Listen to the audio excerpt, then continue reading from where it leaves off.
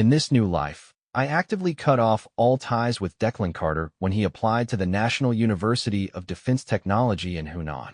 I switched my application to the University of Technology in Beijing. The goal was to ensure we'd never meet again, living in completely different parts of the country. When Declan came back home during the new year and tried to see me, I drove off for a trip overnight. I didn't answer his calls or reply to his texts. When he was transferred to the city where I worked, I immediately applied for a job relocation. I didn't even want to see him. In my past life, I loved him for 30 years and endured 30 years of his indifference. By my 40s, I was diagnosed with cancer. On my deathbed, Declan was busy decorating his new home, and the two sons I had painstakingly raised were too preoccupied with their weddings to visit me. I died alone in a cold hospital room waiting for the end. Such a failed and tragic life, I will not live it again.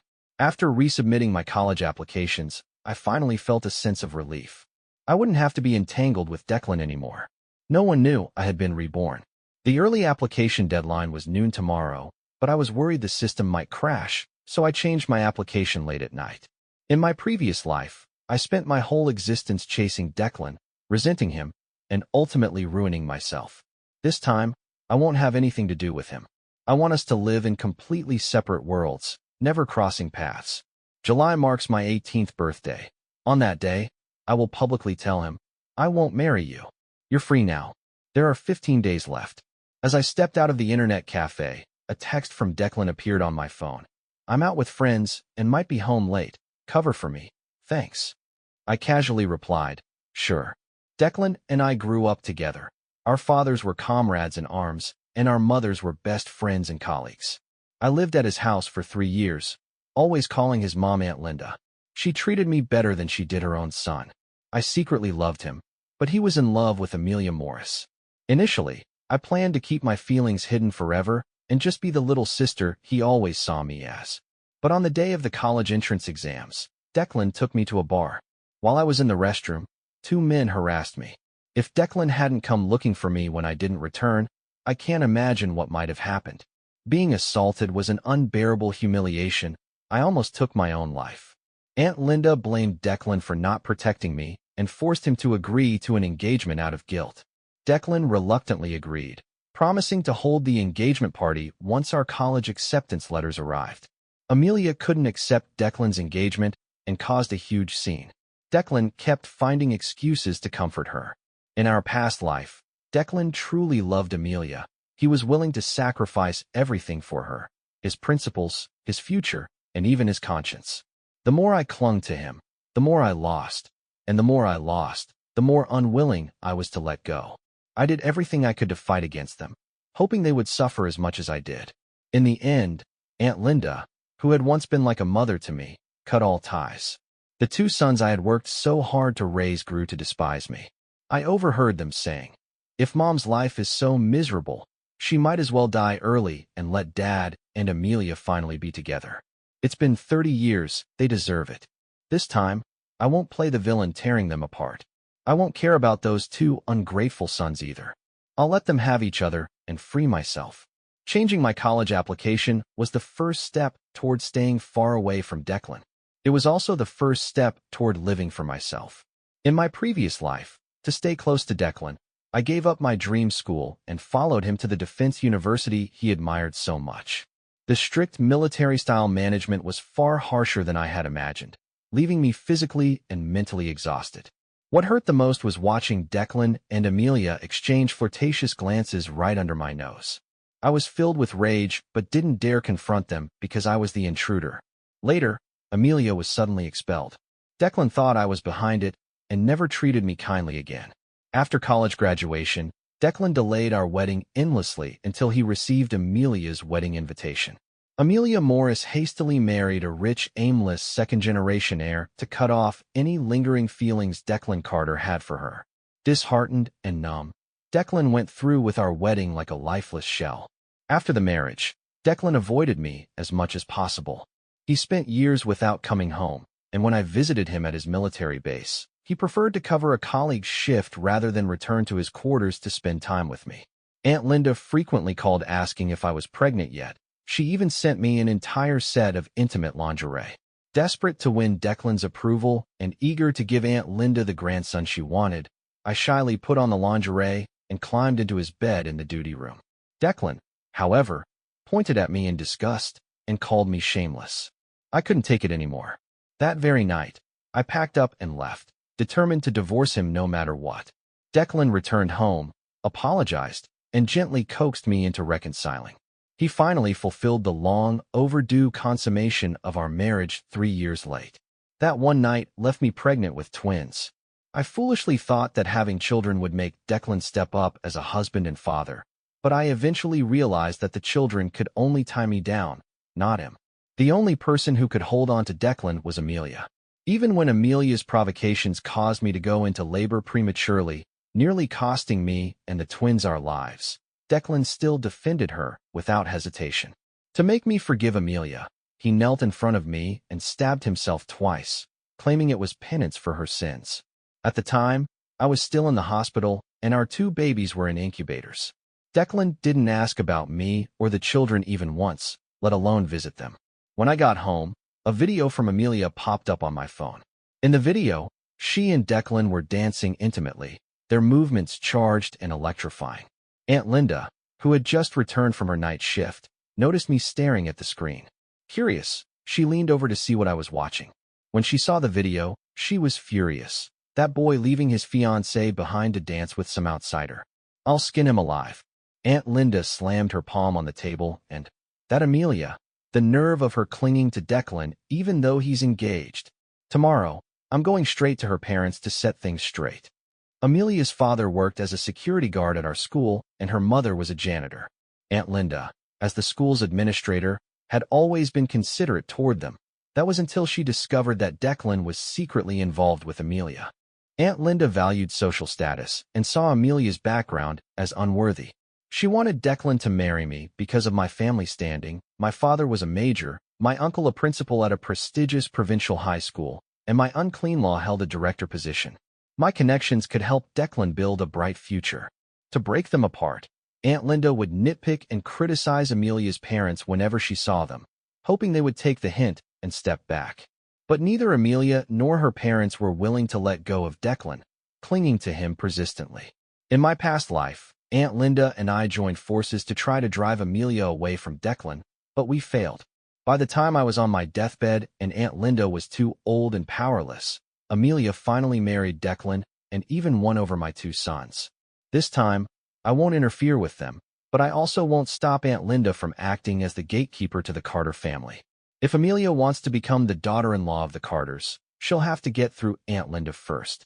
Aunt Linda had one method for punishing Declan, a feather duster. A single stroke left a bloody welt, and she never held back. After one such beating, I thought Declan would blame me for tattling and avoid me. Instead, he came to apologize. "I'm sorry for making you misunderstand," he said. "Amelia and I were just dancing. Nothing more happened. Don't worry, I know my place. I won't do anything inappropriate."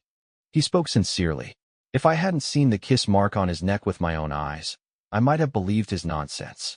Declan had always been a liar. As a child, he tricked me with little gifts, making me cry, laugh, and fuss over him. Yet I never thought he was a bad older brother because he spoiled me. After I gave birth, he lied, claiming he had cut ties with Amelia Morris.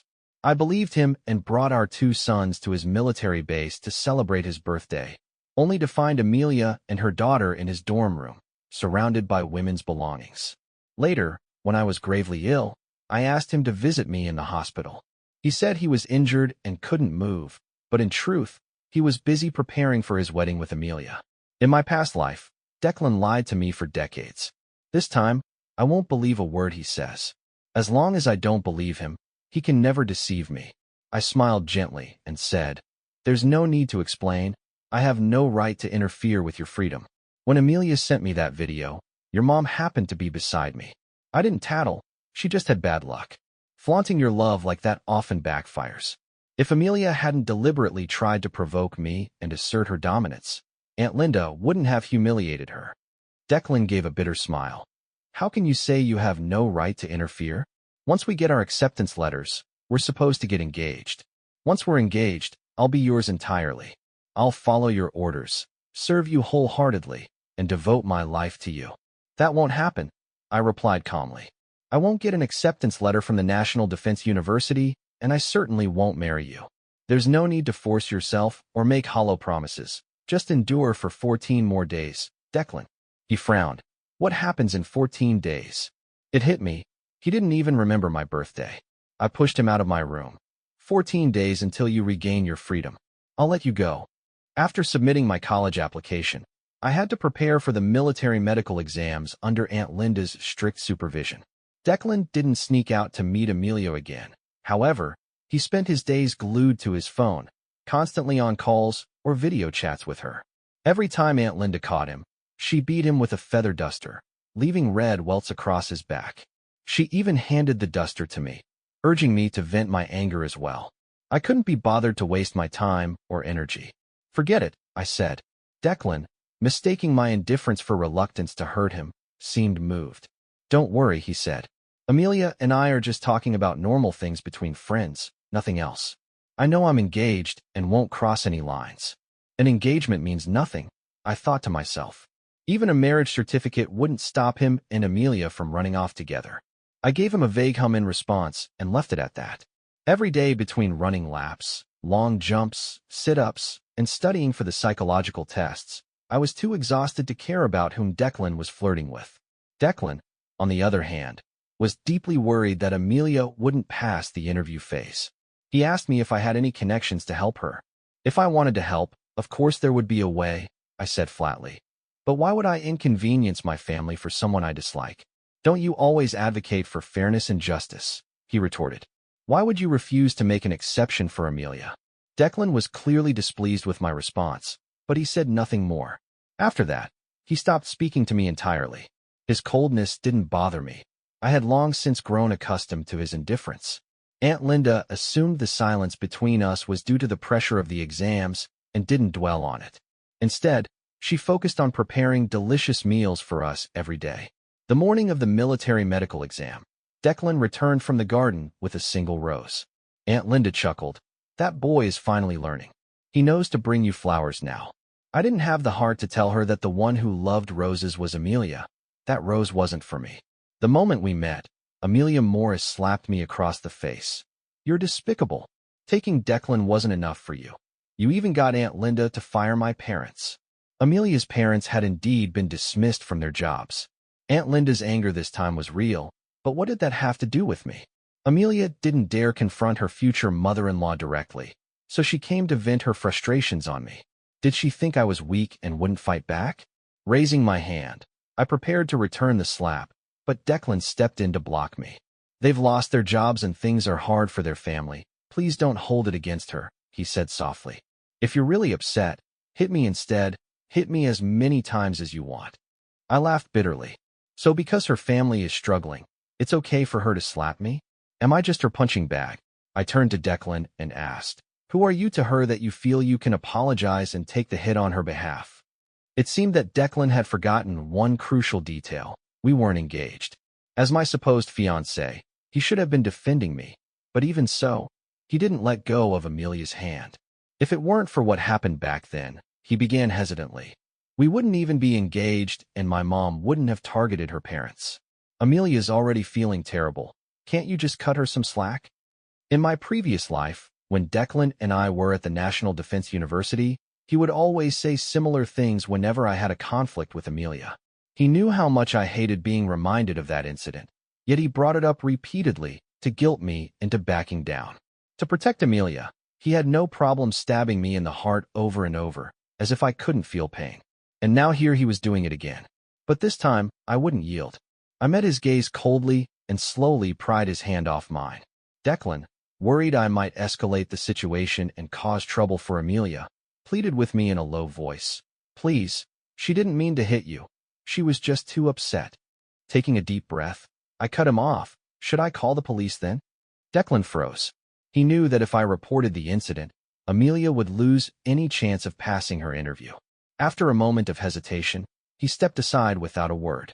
I slapped Amelia, but in the final moment, Declan couldn't bring himself to let her take the hit. He pushed her aside and offered his own face instead. The slap landed hard, leaving a vivid red mark across his cheek. Amelia cried out in shock. Declan, why would you let her do that? She doesn't deserve to hit you. I'll make her pay for this. Declan stopped her, his eyes reddened with emotion. Is it enough now? He asked me. The sight of their angry, aggrieved faces made it seem like I was the unreasonable one in this situation. Whatever, I muttered to myself. Just 12 more days, and this will all be over. Endure it. Declan was entirely focused on Amelia, worried that the stress from her parents' unemployment might affect her performance in the interview. He didn't even notice that I wasn't in the same exam hall as them. It wasn't until the physical fitness test that he finally realized. Did you change your application? He asked. I didn't want to talk to him, so I lazily nodded in response. Declan seemed annoyed. Why did you suddenly think you couldn't handle the full military discipline and decide to give up? He pressed further. What's your first choice school? If you tell me, maybe it'll cheer everyone up and save me some trouble. Beijing University of Technology, I said casually. Declan murmured instinctively. So far away. Staying distant is probably the best way to avoid disrupting your happy little life together.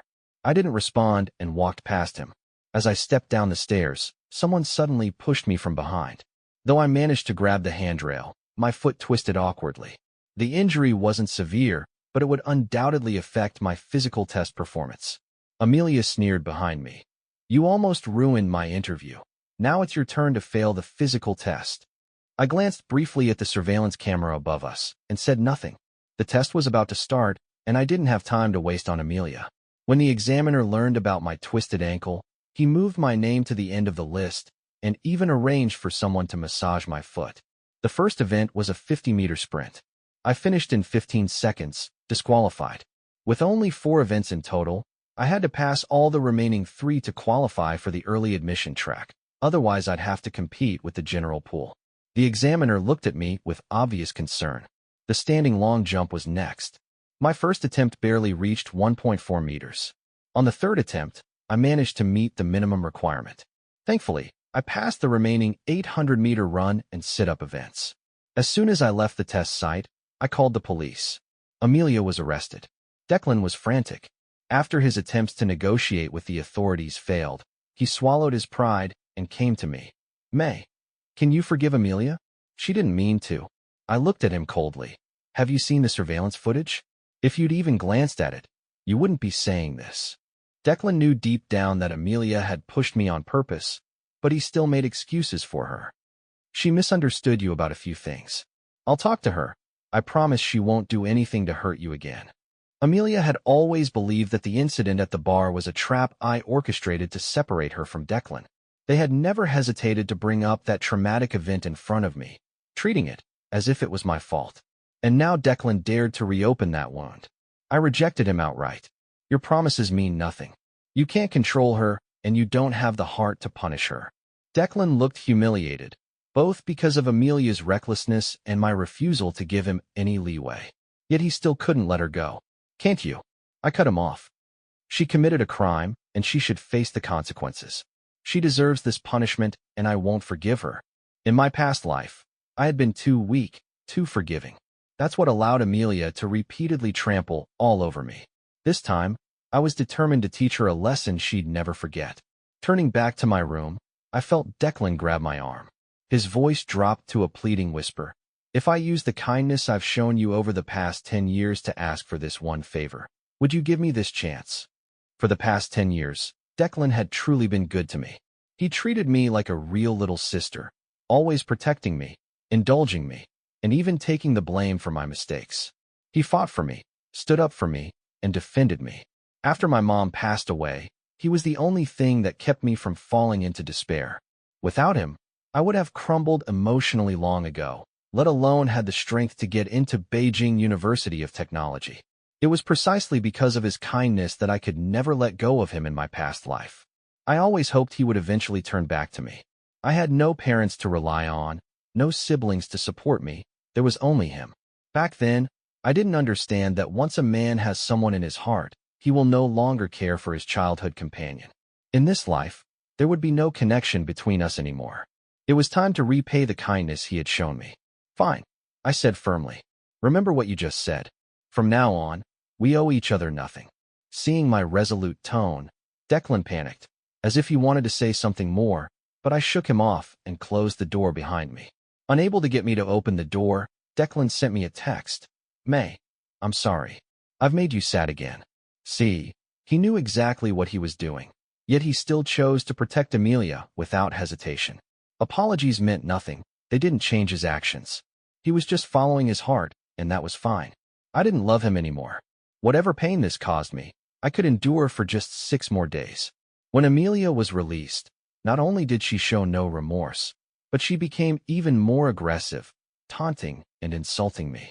You're nothing but a parasite living under someone else's roof, she sneered. Why are you pretending to be so high and mighty and calling the police? Do you think that actually works? Don't you know Declan's father is a military officer with strong connections? You're so shameless, clinging to Declan like this.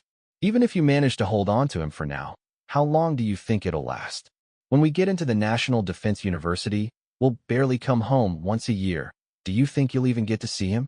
Even if Aunt Linda protects you, she can't drag Declan back to you from school. Declan doesn't even like you. How could he possibly fall in love with you just because of the responsibility you forced on him? He's never going to get engaged to you, let alone marry you. Just give up already. I was busy picking out a dress for my comingafage ceremony and had no intention of entertaining Amelia's nonsense. But seeing her ridiculous arrogance, I decided to offer her a kind reminder. Did Declan never tell you? I asked lightly. My dad is also a major, the same rank as Declan's father. My uncle is a school principal, and my other uncle is a director. If I wanted to ruin you, even Declan couldn't save you. Amelia's face twisted in disbelief. You think Declan used his connections to get you out? He didn't. He begged me to forgive you, swore to me that you would never try anything again, and only then did I let you go. If I hadn't agreed, you wouldn't just be barred from the National Defense University, you wouldn't get into any school that requires a political review. Do you understand? Amelia snorted derisively. You expect me to believe you have such powerful connections? You're bluffing. In 3 years of high school, who's ever seen your dad? Has your uncle the principal ever bent the rules for you? And a director? Is that even a big deal? You're just a pathetic freeloader clinging to the Carter family for food and shelter. Those 4 pathetic freeloaders stung deeply. Even though my family background was excellent and there were plenty of people willing to stand behind me, I didn't have a home. My dad was a workaholic who was rarely home. The last time I saw him was at my mom's funeral over 3 years ago. My uncles were also busy with their careers and families, leaving no one to look after me. After my mom died in a car accident, I moved into the Carter's home for 3 years. Aunt Linda treated me like her own daughter, and I had come to see her as a second mom. But after being reborn, memories of my previous life surfaced. How Aunt Linda had turned cold and accusatory toward me after my falling out with Declan. I could no longer bring myself to feel the same affection for her. Every day I spent under their roof felt like torture. Just 3 more days. The day before my birthday, my aunt called me. There's something I've been thinking about for a long time, and I think you should know, she began. We found new evidence about the incident with those men who assaulted you. In my past life, I couldn't bear to hear anything related to that event. Just hearing the word assault would send me into a rage, cutting the conversation short. But this time I stayed calm. What is it? I asked, curious about what had kept her up so early in the morning. The 2 men who attacked you. It's likely they were guided by someone. From what they and the bar staff described, it could have been Linda Spring. I froze. They were drunk, and someone led them to where you were. According to descriptions, if it's Linda, but none of the surveillance cameras caught her face, there's no proof she was at the bar and no evidence she ordered them to do anything. That's why I didn't tell you earlier. Just keep it to yourself. After the call ended, I sat in stunned silence. So the people who ruined my life weren't just those 2 men, it was Aunt Linda. She didn't like Amelia and had her sights set on my family background. That's why she orchestrated such a vile plan to force Declan to get engaged to me. I was nothing but a pawn to break up Declan and Amelia, a stepping stone for Declan's future. No wonder she always encouraged me to fight Amelia for Declan's affection, and when I repeatedly lost to Amelia, she grew resentful, seeing me as useless for failing to win Declan's heart. She left me to struggle alone, raising 2 sons with no help. When I retaliated against Declan, she stabbed me in the back. Scheming against me from the start, she never truly cared for me, only for how she could use me. Aunt Linda walked into my room with the big box, smiling brightly. "May, I've got a surprise for you. Open it." I took the box, feigning excitement as I opened it. "Wow, what a beautiful dress." "Thank you, Aunt Linda." She held the dress up to me, beaming with satisfaction. "It's perfect. Why don't you wear it on your engagement day with Declan?" "Sure," I replied with a sweet smile. "I'll wear it when Declan gets engaged to Amelia. I'll give her this dress so she can be your daughter-in-law. I'm sure it'll be memorable." "You ruined my life, Aunt Linda. Now I'll make sure you never have peace either." I linked my arm through hers and said, "I have a surprise for you tomorrow too, Aunt Linda." My coming-of-age party was held at the city's most luxurious hotel. The guest list was small, just close family friends from both sides and the Carters. Aunt Linda was all smiles, chatting cheerfully with my relatives. Declan, however, looked uneasy as he exchanged polite greetings with my uncle and cousins. A server walked in and asked, "Miss Pan, there's a young lady named Amelia Morris outside. She says you invited her. Should I let her in?" Hearing Amelia Morris's name, Declan visibly flinched, casting an angry glance in my direction.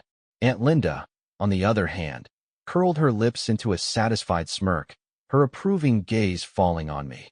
My aunt shot Declan a cold look and said mockingly, "Is this the same Amelia who pushed you and almost made you fail your physical test?" I smiled and nodded, instructing the server to invite Amelia inside. Declan tried to stop him, but the server ignored him completely. Amelia entered wearing the same white dress she had worn while dancing with Declan. Her makeup was carefully done and her hair was styled into an intricate braid. She looked beautiful and confident, standing tall at the entrance. However, when her eyes landed on me, surrounded by family and friends, the sparkle in her gaze dimmed. She looked like Cinderella stumbling into the prince's ball, not just surprised, but also deeply insecure. Declan immediately rushed to her side, using his body to shield her from the prying eyes of the guests. He was so thoughtful. Once, he used to treat me with the same kind of care. "What are you doing here?" Declan asked, his voice full of worry. "May invited me," Amelia said, her voice trembling slightly. "She told me you were going to propose to her today." "Declan, please don't propose to her. I really like you. I know I can't compare to May, but I like you so much." Her voice grew softer as she spoke, her confidence fading. She had just turned 18, and at my party, she saw the gap between us clearly. If she were Declan, she would have chosen me over herself too. Clutching Declan's hand tightly, she looked at him like a drowning person clinging to driftwood. Aunt Linda, growing impatient with the scene, broke the silence. "May, why did you invite her here?" Her words snapped me out of my thoughts. I gestured to a server who brought down a large box from an upstairs room. Taking the box, I handed it to Amelia. "This is the engagement dress Aunt Linda prepared for her future daughter-in-law. Try it on and see if it fits." Amelia took the box with both hands, her face lighting up with joy as she turned to Aunt Linda. "Auntie, are you agreeing to let me and Declan get engaged? And you're even giving me a dress?" Declan's panic was written all over his face. After so much internal struggle, he had finally convinced himself to give up on Amelia and go through with an engagement to me. He had endured so much only for me to abruptly call off our engagement and orchestrate this scene where his Cinderella met her mother-in-law. Now he finally understood what I had meant when I said I would let him go. His unease grew with every passing second. Before he could say a word, I smiled and asked, "Do you like the surprise? I've been planning this for half a month, Declan. For once, you won't have to say you're sorry or thank me, because I didn't do this out of kindness." Aunt Linda, finally realizing what was happening, panicked. She snatched the dress back from Amelia's hands. "In your dreams, you think you're worthy of this dress? This is for May. I gave it to her so she could wear it on her engagement day." "Aunt Linda," I said calmly, "didn't you tell me yesterday that this dress was a gift for me? How did Amelia misunderstand your intentions?" "She's the one misunderstanding," Aunt Linda snapped, glaring at Amelia. "I accepted the dress, but never promised to wear it. Declan had surprised me with his gift, so naturally, I had prepared a surprise for him in return." Taking the dress from Aunt Linda's hands, I passed it right back to Amelia. "Declan loves Amelia," I said with a calm smile. "It's only natural for him to get engaged to her." Turning to Aunt Linda, I continued, "You shouldn't tear them apart. True love can overcome any obstacle. You should believe in their ability to support each other and become better together. I then took off the four-leaf clover bracelet Declan had given me as a birthday gift and handed it to Amelia. This is the bracelet Declan bought. Try it on and see if it fits. Both Declan and Aunt Linda were completely stunned. May. Declan reached out, trying to grab me, but I effortlessly stepped aside and gently pushed the dazed Amelia toward the fitting room. Go try on the dress. If it doesn't fit, Aunt Linda can have it altered for you, I said. Amelia, beaming with joy, thanked me profusely and left with the dress, following the server out of the room.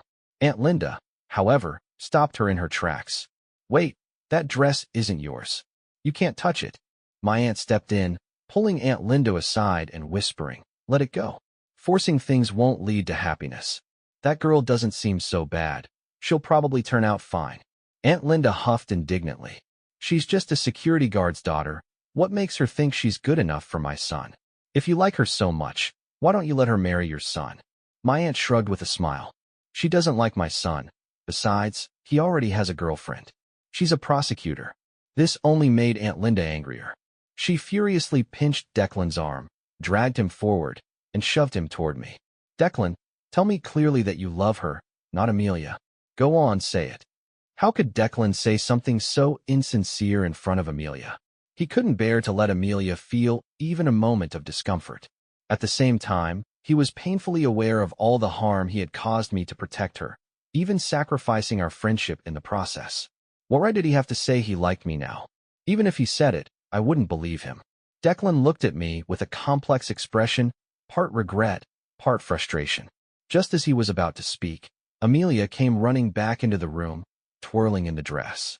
Declan, this dress fits me perfectly. Do I look good? She asked, her face glowing with happiness. Declan nodded, but his gaze remained fixed on me. Amelia, dissatisfied with his half-hearted response, lightly tapped his chest. You didn't even look at me. Do you not want to get engaged to me? Declan didn't reply. His eyes stayed locked on me, more focused than I had seen them in years. Whenever Amelia was around, his gaze would always drift toward her, but now, as I prepared to leave, it seemed he suddenly didn't want to let me go. At the mention of engagement, Aunt Linda lost her composure entirely. If my aunt hadn't held her back, she might have torn Amelia apart right there. Feeling cornered, Aunt Linda resorted to a low blow, bringing up the incident that had haunted me in front of everyone. She began loudly. Let me remind you, Declan's just like a street lamp that failed to guide you. He took you to a bar, but didn't protect you, leaving you traumatized. Are you all right now? Everyone knew this was my sorriest subject. In those first 3 days after it happened, it felt like I was suffocating every moment. I was completely unhinged. I couldn't eat or sleep, and I spent every waking moment in chaos. Neither my uncles, aunts, nor anyone else could console me. Only Declan had the ability to calm me down and help me sleep peacefully. When Aunt Linda suggested that Declan get engaged to me, there was no opposition. Now I had finally crawled out of that darkness and decided not to go through with the engagement. Naturally, no one objected to that either. But Aunt Linda's words had the potential to drag me right back into that abyss. My uncle and my mom's brother both glared at her, their expressions turning murderous. Declan kept giving her pointed looks, silently begging her to stop, but Aunt Linda, oblivious to his signals, continued to tread on my pain. From now on, she said smugly, don't go to those chaotic places like bars. Young girls can easily get into trouble there. My uncle slammed his hand on the table in fury, but my aunt held him back. She turned to Aunt Linda with a sharp smile. You were at the bar that night too, weren't you, Linda? Why were you wearing a mask in the middle of summer? Were you sick, or was there something you didn't want people to know? If you were there, why didn't you take me home right away? Aunt Linda's face paled, realizing she had been exposed. She finally shut her mouth. To ease the tension, my other aunt changed the subject. Has the admission list been released yet? Did you apply to the National Defense University, May? I set my chopsticks down and replied calmly. No, I applied to Beijing University of Technology. The list just came out, and I've been accepted. The room erupted in congratulations and praise, but Amelia, oblivious to the mood, sneered. You? A pampered princess becoming a police officer? Can you handle the hardships? The salary wouldn't even be enough to buy one of your dresses. Declan immediately reached over to cover her mouth, but she playfully kissed his palm. It was the kind of intimate gesture that might seem sweet in private, but in front of a crowd it was tasteless and vulgar. Declan's face turned bright red, and he didn't dare look up. I met Amelia's mocking gaze with composure. Actually, someone like me is best suited for a career in law enforcement. I can stand firm against pressure, remain uncorrupted by wealth, and dedicate myself fully to serving the people. Someone like you, on the other hand, would harm not only yourself, but others too. You'd be bribed with the smallest of benefits and crumble under the slightest threat. My uncle clapped enthusiastically. Well said. Our public security system needs people like you. On behalf of the provincial police department, I welcome you. My aunt chimed in teasingly. And on behalf of the prosecutor's office, I reluctantly welcome you as well. Amelia, still ignorant of the situation, sneered at them. What gives you the right to speak for the provincial police department and the prosecutor's office? It's not like your family owns them. Declan had completely given up on trying to control Amelia at this point. The amused glances from the room made him wish he could disappear into the floor. Before the meal was even over, Declan took Amelia and left. Her naivety might have been endearing in private, but when exposed to others, it was nothing but humiliating. Aunt Linda also left halfway through the dinner. After the meal, I didn't return to the Carter house. I stayed at the hotel instead. My aunt sent a server to the Carter house to pack my belongings. I spent 2 days at the hotel before returning to my own home. It had been 3 years since anyone had lived there. Other than the withered flowers on the balcony, everything was just as it had been when Mom was still alive. After tidying up a little, I put on one of Mom's old dresses and lay down on her favorite rocking chair, dreaming of being loved. My mom had been a beautiful and elegant woman who loved dressing up and having fun. She adored me and spoiled me endlessly. Whatever I wanted, she gave me. She used to say, "You've grown up without a father, and you're such a sensitive girl. I have to give you all the love in the world." My mom used to say she had to give me all the love in the world so I could grow up healthy and happy. But I hadn't even grown up yet before she was gone. After receiving my acceptance letter, I took a picture of it and sent it to my dad. I wanted to visit him, but I wasn't sure if he'd have time for me. I waited for his reply, but instead, Declan sent me a message to apologize. "May, I'm sorry. Whenever you and Amelia had conflicts, I always stood by her and ignored you. I don't like her, and I never thought about marrying her. I just pitied her and wanted to help her." I believed he was telling the truth. He liked Amelia, but not enough to marry her. In our past life, part of his obsession with Amelia stemmed from her being unattainable. The more he couldn't have her, the more he wanted her. But once she was within reach, he found her less appealing. After much deliberation, I replied with one simple sentence. "One day, I'll meet someone who always stands by me, whether it's friendship or love." That was all I ever wanted. Someone who would always be on my side. The day I left for school, Declan offered to take me to the train station. I declined. "It wouldn't be good to make your girlfriend misunderstand." He frowned slightly. "She's not my girlfriend. I already explained everything to her." I smiled faintly. "She doesn't see it that way." Since accepting the engagement dress from Aunt Linda, Amelia had been acting like Declan's fiancée. She even sent me a message warning me to stay away from her man. After I blocked her, she resorted to calling and texting relentlessly. It got to the point where I considered changing my phone number. Declan said nothing, taking my luggage and walking ahead. I deliberately lagged behind, putting as much distance between us as possible. I didn't look at him or speak, ignoring him the way he had ignored me in my past life. He noticed my aloofness, turning around several times as if to say something, but each time he closed his mouth. He knew that some things could never go back to the way they were. Perhaps out of guilt or politeness, Declan bought me a large bag of snacks at the station's convenience store. I picked out a simple pack of plain sunflower seeds. Surprised, he asked, "You don't like anything else? Don't all girls love snacks like these?" Amelia's name was practically on the tip of his tongue. He couldn't go 3 sentences without mentioning her, yet he claimed he didn't like her. Who was he trying to fool, me or himself? "Not all girls like those snacks." "Amelia does," I said evenly. "You remember everything she likes, but you've forgotten that I've always loved plain sunflower seeds." Declan suddenly covered his face with his hands, lowering his head in guilt. His voice trembled as he apologized. "I'm sorry." I smiled lightly, pulling my luggage toward the ticket gate. I didn't even say goodbye because I never wanted to see him again. I had chosen a sleeper train, allowing me to enjoy the scenery along the way. Across from me sat a girl who noticed I was holding a copy of the Civil Code. "Are you a freshman?" she asked. "Which school are you attending?" We soon discovered her name was Vivi, and she was also admitted to Beijing University of Technology. What a coincidence! Our university only admitted 2 girls from our province this year, and I had already run into the other one. Vivi was outgoing and friendly. Within 3 minutes of chatting, she was already calling me Big Sister and added me on WeChat. We read through the Civil Code together, shared our dreams and aspirations, and even traded snacks. The more we talked, the more we clicked. I felt like I had met a kindred spirit in Vivi, as though we should have crossed paths long ago. It wasn't until I got off the train that I checked my phone. Declan had sent me a message. "I'm sorry I've ignored you for the past 2 years. How can I make it up to you?" It wasn't 2 years, it was 30, and I didn't need him to make it up to me. I deleted all of Declan's contact information and changed my phone number. During winter break, I went home and visited my former homeroom teacher. In passing, they mentioned that Amelia had been expelled and was repeating her senior year. I was surprised. "What happened?" The teacher hesitated for a moment. "I heard it was because she stole something from her roommate." It made sense. Amelia had always been vulnerable to temptation. In our previous life, she was likely expelled for the same reason.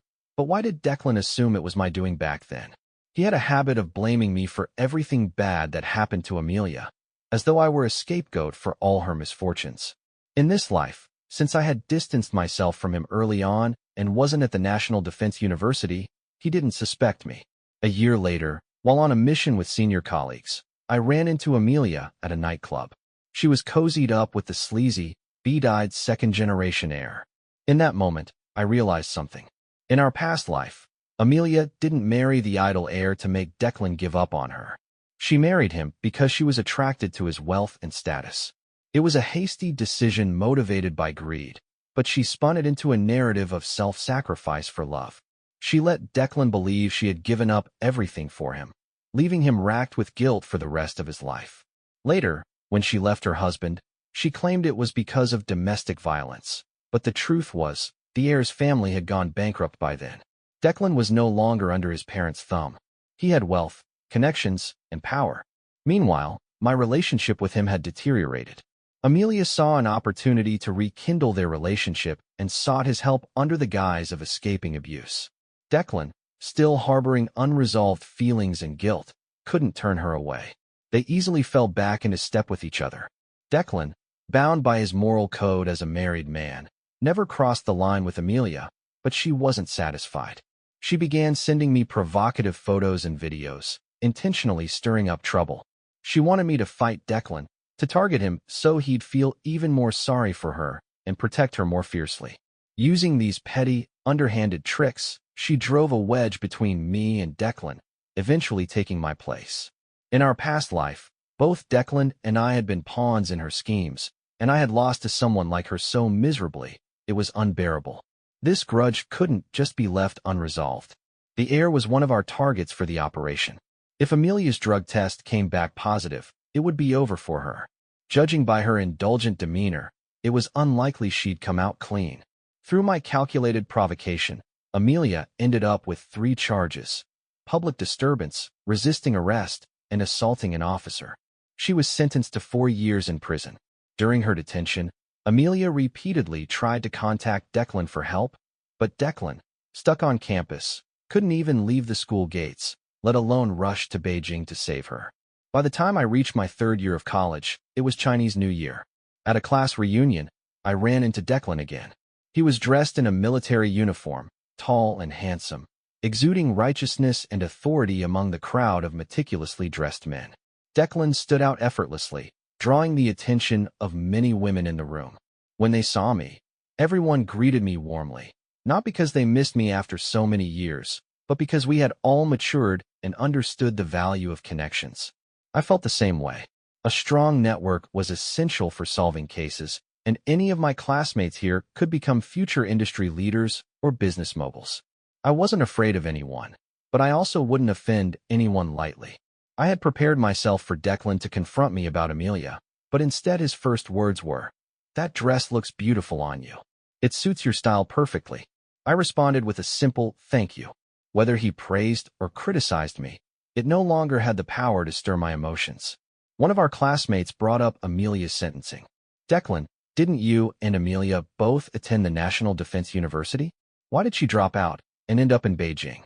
What happened with her sentencing? Declan sipped his wine and replied, I wasn't very close to her. I don't know much about her situation. Just like that, he brushed off any discussion about Amelia, the woman who had once captivated him. How ironic. In my previous life, I spent 30 years trying to make Declan forget Amelia, but he never did. Yet in this life, without me doing anything, they had already parted ways. Was it fate, or was it human intervention? Declan invited me to visit his home for a few days, but I declined. My schedule's full. I really don't have time, I said. He looked at me with a hint of sadness. Is there really no chance for us? I reminded him calmly. We're strangers now. After all, you already used our past friendship to plead for Amelia. I told you we owe each other nothing from now on. Declan didn't speak to me again after that. Instead, he drank one glass of wine after another. His tolerance was incredible. No group of men could match him. As the night wore on and more women left the gathering, I decided it was time to go as well. Just as I was preparing to leave, Declan, who had been in the middle of a drinking contest, stood up abruptly. I'll take you back, he said. Refusing him would have been pointless, so I stayed silent. Declan escorted me to the hotel entrance, where he finally voiced a question that had been bothering him for a long time. Why haven't you contacted my mom? I didn't want to answer, but he pressed on. My mom hasn't done anything to wrong you, has she? Why did you even delete her from your WeChat? Since he insisted on knowing, I decided not to hold back. There was no need to protect Aunt Linda anymore. If anything, letting him know the truth might help him move on sooner. Because the two men who assaulted me were acting on her orders. She was at the bar that night. Declan stumbled back a step, nearly falling. That's impossible. She would never do that to you. I smirked bitterly. Why don't you ask her yourself? He shook his head, disbelief etched across his face. No, it had to have been a misunderstanding. My mom treated you like her own daughter. She couldn't possibly have orchestrated something like that. I countered. If she didn't have anything to hide, why hasn't she contacted me in 3 years? You believed Amelia every time she accused me of orchestrating that incident to separate you two, didn't you? So why can't you believe that your mom might have orchestrated something too? Declan avoided my gaze, guilt written all over his face. He was clearly beginning to doubt himself. Deep down, he must have suspected me back then. He had chosen to believe Amelia's slander over me, the person he had grown up with, and now faced with the truth, he didn't know what to believe anymore. He didn't believe in my character, nor did he trust me. Whatever lingering feelings I had for Declan disappeared entirely. Leave. I don't want to see you again. After Declan left, I immediately called Vivi and planned an impromptu trip. Declan tried to contact me, switching between 3 different phone numbers, but I blocked all of them. After graduating college, Vivi and I both started working at the provincial department. On our first day, we were handed a stack of matchmaking profiles. Amusingly, Vivi and I received nearly identical sets. When I went to my uncle's house for dinner, I found yet another stack of profiles, this time personally curated by my aunt. These are all handpicked based on your preferences, she said confidently. They're all clean, with no skeletons in their closets. You could pick one with your eyes closed. I wasn't interested, so I passed the profiles to Vivi. 3 months later, Vivi had a flash wedding. She chose my aunt's nephew, officially making her my relative. 3 years later, Declan walked into my office. I heard you're still single. Would you consider giving me a chance? He asked. I raised an eyebrow and responded coolly. Do you think that's possible? Declan smiled bitterly. I knew you'd say that. It's okay. I'll wait until you're no longer angry with me. I've already applied for a transfer, and I'll be relocated here in 3 months. I'm also planning to buy a house nearby.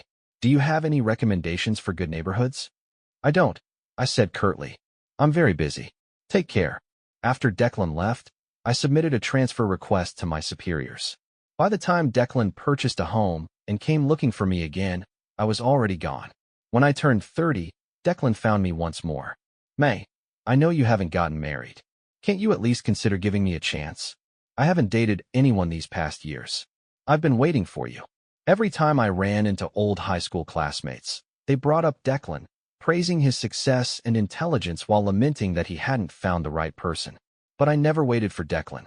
My singlehood wasn't because I lacked options. I simply didn't believe in marriage or having children. I have a boyfriend, I said matter-of-factly. Declan froze for a moment, then chuckled. May, stop joking. I know you're a very traditional woman.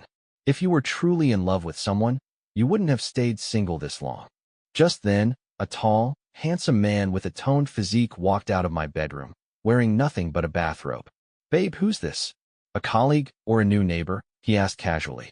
Declan's gaze landed on the faint red marks on the man's chest, his disbelief clear as day. I shrugged and asked, "Want to come in for a cup of tea?" Declan turned and left in a panic. I closed the door and was about to head back to bed when the man pushed me against the door. "Was that your ex-boyfriend? Did he come to get back together with you?" he asked, his voice teasing. I smacked him on the forehead. "You'd better behave yourself or I won't hesitate to kick you out, even if it embarrasses your sister. Let's be clear, you're my boyfriend in name only. In harsher terms, you're just a fling. Don't interfere in my personal matters." The man, whose name was Wei Chuan, instantly dropped his dominant facade, turning into a meek puppy as he circled me. "I was wrong, sis. Forgive me. I'll behave and fulfill my role as your boyfriend properly next time he comes around. I'll act like the bigger man and ensure you don't lose face." After sending Wei Chuan away, I immediately called Vivi to scold her. "Did you give Declan my address? What were you thinking? Do you want to see him and your brother fight? If you're trying to mess with your brother, just tell me directly. There's no need to involve outsiders." The loud clinking of her spoon stirring her coffee was like a pig scrambling for food. I just felt bad for him, searching for you everywhere and finding nothing. Was his timing bad? Did he interrupt your sleep? I snorted coldly. "If you pity men, you'll be unlucky for life." Vivi sighed dramatically. "My poor little brother. If I'd known you had a heart of stone, I never would have introduced him to you. As if I wanted him in the first place. You can still introduce him to someone softer. Now it's too late. He just called me, asking how he could beat his rival without a title. He's practically proposing marriage with all his indirect moves. But as long as I don't play along, no one can force me into marriage. Marriage, after all, is just a formality. If two people can stay together forever, does a piece of paper really matter? And if the feelings fade, even a marriage certificate won't save the relationship. Isn't freedom and living as you please better?" Declan's perspective. I thought I had all the time in the world to win May back. I thought she just needed time to forgive me. I waited patiently, believing she'd eventually forget the unpleasant past. But then I saw him, that man in a bathrobe in her house. That's when it hit me. She had already fallen for someone else. The girl I had protected for 18 years had been taken away by another man. At that moment, all I wanted was to destroy him. But I couldn't. I had already upset May, and resorting to violence in front of her would only push her further away. Desperate, I turned to her father, Uncle Pan, for help. He'd always liked me, and I thought if he spoke to her on my behalf, I'd still have a chance. But Uncle Pan sighed. "I haven't been able to reach her for a year. Do you think I can still influence her?" How could that be? He was her father. That's when I remembered. Uncle Pan was rarely home. His relationship with May had always been distant. Even when her mother passed, he only stayed for a week before leaving again. He didn't even return for her 18th birthday. He had never fulfilled his duties as a father. During the most difficult 3 years of her life, it was just my mom and me by her side, and yet we both betrayed her. The most pitiful person wasn't Amelia with her modest upbringing. It was May, who seemed strong but was always lonely. She had the backing of several powerful figures, yet none of them were truly there for her. My mom's kindness toward her was calculated. My protection was always reserved for someone else. She lived alone in this world without anyone who genuinely loved or cared for her. So now she no longer loves either of us. What had I done? Why did I treat her that way? Why did I think she didn't need me, that she was invincible? Why couldn't I see her helplessness and pain? Now she has finally let go of me and even her father. This is the punishment we deserve. Amelia's return. Amelia came to me again, asking for a reconciliation. How could a woman who's been with several men and spent time in prison think she's worthy of my attention? If she hadn't constantly played the victim and begged for sympathy in front of me, May would never have left me. I hated her so much that I wanted to send her back to prison. But when I thought of my mom, I agreed to bring her home to meet her. If you can convince my mom to accept you as her daughter-in-law, I'll marry you, I told her. As I expected, my mom and Amelia tortured each other for over 6 months. The more time they spent together, the more they despised one another. Eventually, their constant conflicts escalated into a full-blown fight that landed both of them in the hospital. My mom threatened me, saying that if I dared to marry Amelia, she would jump off a building and end her life. In the end, I didn't marry Amelia, not because of my mom's threats, but because the daughter of a commander, Yao Qianlin, decided she wanted me for herself. She was relentless, insisting that she wouldn't marry anyone else. The commander, doting on his precious daughter, personally came to ask for my opinion. What could I say? A spoiled and headstrong woman like her was perfect for keeping my mom occupied. Naturally, I agreed to the marriage. On our wedding day, my mom, playing the role of a traditional mother-in-law, demanded that Yao Qianlin kneel and serve her tea as part of the ceremony. Yao Qianlin, who had been pampered and cherished all her life, had never bowed down to anyone. Instead of complying, she raised the teacup and splashed its contents right onto my mom's face. My mom retaliated by raising her hand to slap her, but Yao Qianlin grabbed her wrist and the two started wrestling in front of the guests. The onlookers stifled their laughter, while the commander and my father sat red-faced, unsure of what to do. Both turned to me for help. I sided with no one. This daughter-in-law was the kind of woman my mom had always wanted. Wealthy, well-connected, and beneficial to my future. She had no reason to complain. And Yao Qianlin had fought tooth and nail to marry into our family, threatening the commander countless times. She had no excuse not to accept my mom as her mother-in-law. I poured all my energy into my work, leaving my mom and my wife to their endless quarrels. On good days, I'd visit home to spend time with the kids. On bad days, I stayed at my workplace. Yao Qianlin often praised me, saying I was nothing like other men who sided with their mothers to bully their wives. She called me the perfect husband, capable, ambitious, and loyal. Marrying me, she claimed, was the best decision she'd ever made. Are women really so easily satisfied? Was made the same way. My mom wasn't happy. She complained that I let my wife bully her. I asked her to think about Amelia. Do you really want Amelia as your daughter-in-law? Or would you rather have Yao Qianlin? Without hesitation, my mom blurted out, I want May as my daughter-in-law. I couldn't take it anymore. I stormed out of the house and wandered through the rain, tears streaming down my face. I wanted May too, but it was too late. The woman who once insisted she would never marry had tied the knot with that man in the bathrobe.